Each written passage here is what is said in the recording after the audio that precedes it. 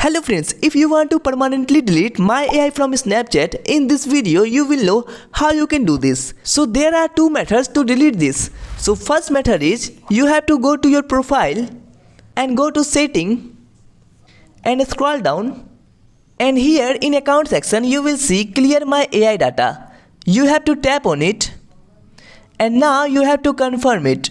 So if you confirm this, your my AI data will be deleted. So now I will tell you the second method. So you have to go to setting and you have to scroll down, and here in feedback you have to tap on I have a suggestion and go to profile, and here you have to tap this Dear Snapchat team, I want to remove my AI option from my profile on Snapchat, but I am not able to remove it. Please give any option to remove this from our profile. Thank you. And below here you have an add attachment option. You have to tap on this and you have to submit the screenshot.